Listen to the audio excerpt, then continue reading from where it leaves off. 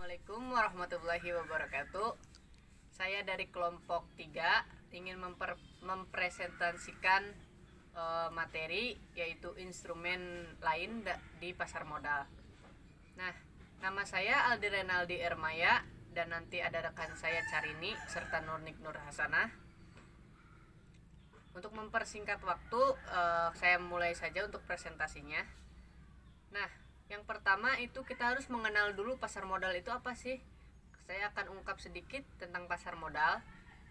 Jadi pasar modal itu adalah kegiatan yang berhubungan dengan penawaran umum dan penawaran efek perusahaan publik yang berkaitan dengan efek yang diterbitkannya serta lembaga dan profesi yang berkaitan dengan efek. Nah, penjelasan itu dari Wikipedia. Atau juga bisa dipersingkat lagi, pasar modal itu adalah pertukaran antara pemodal serta yang butuh modal atau bursa efek, seperti itu.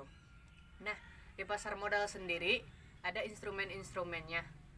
Untuk yang pertama itu saham, yang kedua obligasi, dan yang ketiga itu instrumen yang lain-lain. Nah, di sini kami akan menjelaskan sedikit tentang instrumen lain-lain tersebut. Untuk yang pertama, instrumen lain-lain adalah waran. Waran itu hak membeli saham biasa pada waktu dan harga yang telah ditentukan, atau juga surat berharga yang dikeluarkan oleh perusahaan yang memberikan hak kepada pemegang untuk membeli saham dengan syarat yang telah ditentukan. Nah, adapun di sini syarat-syaratnya itu, jadi satu, harga saham yang dibeli itu bukan harga saham pada saat itu. Semisal seperti ini, jika saya diberikan waran atau hak untuk membeli suatu saham pada harga 2 juta di tanggal 14, semisal 14 September atau September lah. Nah, ketika itu pas saat 14 September harga saham PTA itu naik jadi 3 juta. Nah, jadi saya tetap akan membayar 2 juta. Saya bisa membeli saham tersebut sebesar 2 juta saja karena saya sudah diberikan hak untuk membeli membeli dengan harga yang telah ditentukan sebelumnya, seperti itu. Nah, syarat yang kedua yaitu jumlah saham yang dibeli. Nah, dan yang ketiga masa berlakunya saham. Nah, untuk bagian saya cukup sekian. Nanti akan dilanjutkan oleh rekan saya yang lain. Terima kasih. Baik, saya akan melanjutkan instrumen selanjutnya, yaitu right issue. Right issue adalah hak bagi pemodal membeli saham baru yang dikeluarkan oleh emiten, atau juga biasa disebut hak untuk membeli saham. Right issue berkemampuan sama dengan saham karena memberikan penghasilan sama dengan pembeli saham, hanya saja dengan harga yang lebih rendah.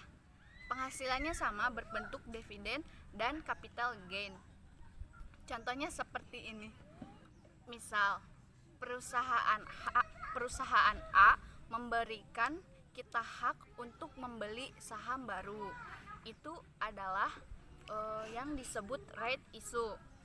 Kemudian saham baru tersebut bisa diperjualbelikan oleh orang yang memberikan hak.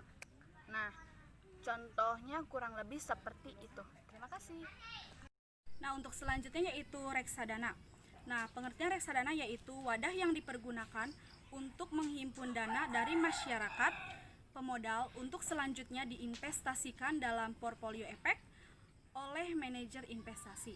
Nah, pengertian itu tercatat dalam Undang-Undang Nomor 8 Tahun 1995. Nah, dari definisi itu terdapat 3 unsur, yaitu unsur penting yang pertama, adanya kumpulan dana masyarakat atau pool of funds. Yang kedua, investasi dalam bentuk portofolio efek.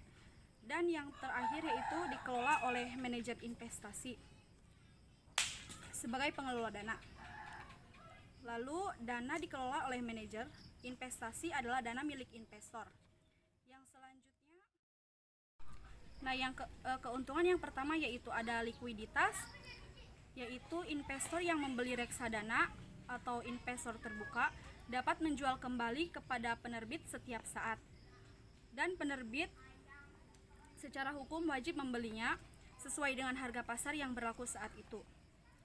Nah, dengan demikian reksadana itu jauh lebih liquid dibandingkan dengan saham atau obligasi yang diperdagangkan di bursa efek.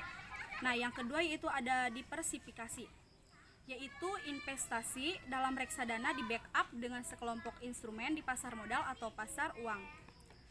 Nah, kelompok instrumen tersebut selalu berubah setiap saat agar dicapai nilai maksimum dari portofolio yang bersangkutan.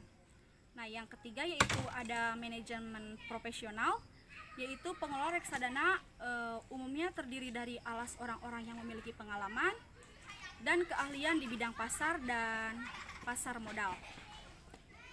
Di bidang pasar uang dan pasar modal. Nah, selanjutnya yaitu ada biaya yang rendah. Biaya rendah yaitu biaya transaksi relatif lebih rendah apabila investor mengelola investasinya secara individu. Nah, rendahnya biaya tersebut karena perusahaan reksadana biasanya mengelola dana dalam jumlah yang besar. Nah, untuk selanjutnya yaitu ada pelayanan bagi pemegang saham. Nah, pelayanan bagi pemegang saham yaitu reksadana biasanya menawarkan daya tarik kepada pemegang sahamnya, misalnya dengan menjanjikan untuk melakukan berinvestasi terhadap dividen dan capital gain secara otomatis yang seharusnya diterima oleh nasabah. Terima kasih.